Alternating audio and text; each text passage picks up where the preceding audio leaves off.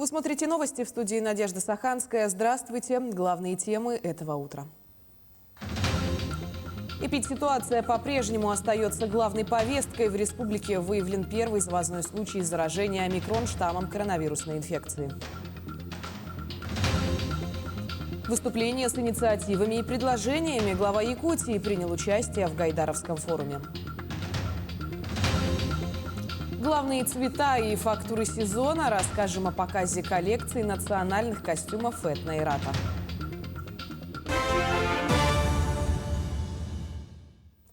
В Якутии наблюдается обострение эпидситуации из-за распространения омикрон штамма коронавирусной инфекции. Это может привести к новой волне распространения заболеваемости на территории региона. Об этом сообщил Айсен Николаев. Глава республики отметил, что после длительных праздников якутяне, выезжавшие за пределы республики, начали прибывать обратно. Сегодня это предоставляет наибольшую угрозу быстрого распространения заболеваемости. В республике уже выявлен первый завозной случай заражения омикрон штаммом коронавирусной инфекции у якутян, прибывший с отдыха из Турции. Весь круг контактных лиц больного выявлен. Сейчас в оперативном режиме ведутся осмотры и забор анализов. Глава региона поручила республиканскому оперштабу совместно с управлением Роспотребнадзора по Якутии оперативно подготовить проект указа о вводе дополнительных ограничительных мер. С 10 по 13 января Управление Роспотребнадзора по республике совместно с Минздравом региона провело отбор проб у учителей и воспитателей для лабораторного исследования на COVID-19. По результатам лабораторных исследований выявлено 6 положительных проб в 5 образовательных учреждениях. Выявленные сотрудники с положительными результатами отстранены от работы, контактным лицам выдано уведомление о соблюдении режима изоляции. Ситуация находится на контроле ведомства. В аэропорту Якутска открыли пункт экспресс-тестирования на коронавирус. Исследования на ковид проводят сотрудники Якутской городской больницы номер 2. Отмечается, что по результатам данного теста диагноз не ставится. Если первичный анализ покажет у пассажира положительный результат, то ему выдадут направление в обсерватор для дальнейшего медобследования. Пункт расположен в аэропорту Якутск на первом этаже в зале выдачи багажа. Режим работы ежедневно с 6 до 10 утра по якутскому времени. Сюда капаем. Добровольная вакцинация подростков в возрасте от 12 до 17 лет препаратом «Спутник М» может начаться на следующей неделе. Министерство здравоохранения России зарегистрировало вакцину от коронавируса «Спутник М» для профилактики инфекции у подростков 24 ноября. Она состоит из 2 компонентов, которые вводятся с интервалом в 21 день. В Минздраве отметили, что вакцинация подростков в возрасте от 12 до 15 лет будет проводиться только с согласия родителей или опекунов, а с 15 лет и старше при наличии их собственного письменного информированного добровольного согласия. За 3-го ребенка на Дальнем Востоке дадут 1 000 000 рублей. Об этом сообщил министр по развитию Дальнего Востока и Арктики Алексей Чекунков. Он заявил, что сначала программу внедрят на части территории, а в случае успеха она будет распространена на весь Дальневосточный федеральный округ. Напомним, что в регионе уже действуют меры поддержки рождаемости. В частности, программа дальневосточной ипотеки с пониженной ставкой, региональный материнский капитал при рождении 2-го ребенка, единовременная выплата при рождении 1-го ребенка. Предполагается, что население Дальнего Востока вырастет к 2025 году до 8,5 миллионов человек и к 10 миллионов человек к 2035 году. Ростелеком и золотодобывающая компания «Полюс Алдан» запустили закрытую беспроводную широкополосную сеть связи на месторождении в Якутии. Как работают новые технологии, расскажут наши коллеги. Новый этап цифровизации горной промышленности продемонстрировал крупнейший в России провайдер цифровых услуг Ростелеком совместно с крупнейшей золотодобывающей компанией «Полюс». В течение 2021 года был реализован масштабный проект. Сеть Private LTE развернута в стандарте 5G Ready на всей территории Куранакского рудного поля, покрыта 11 базовыми станциями, покрыта 200 квадратных километров.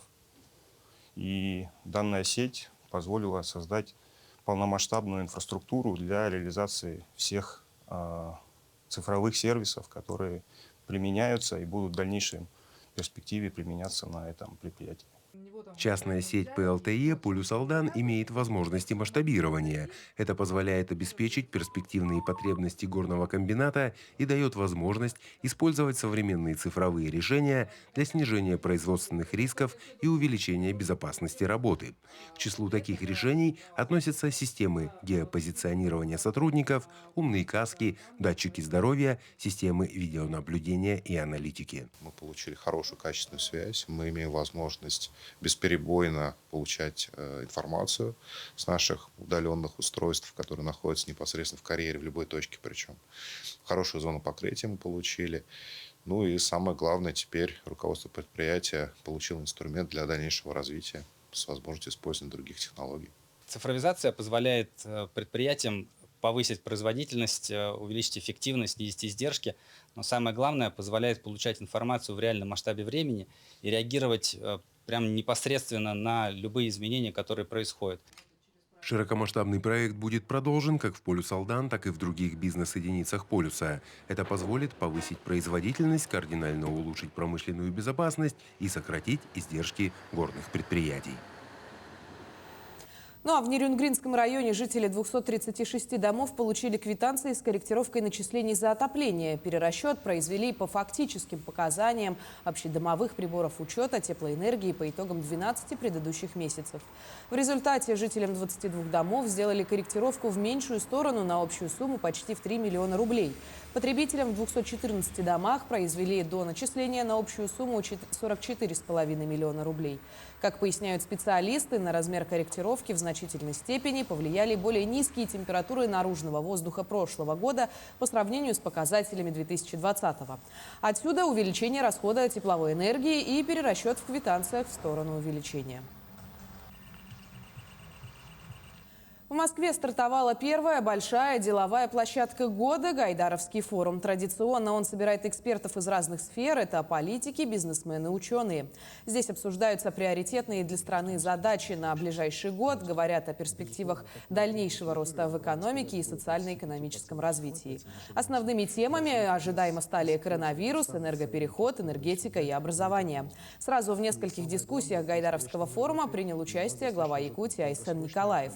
Одна из них была посвящена как раз научно-образовательным центрам. Эксперты разбирались, какие выгоды они могут принести регионам. Специалистов интересовал опыт научно-образовательного центра «Север», который объединил 5 больших субъектов. И у каждого из них есть свои уникальные компетенции. Результаты, которые будут, они будут по-настоящему.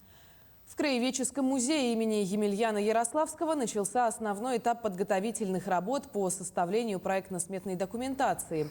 Этот документ станет главным для обоснования стоимости предстоящих работ по капитальному ремонту старого здания 1924 года постройки. Главный корпус музея имеет почти столетнюю историю, и за это время здесь ни разу не проводились укрепительные работы.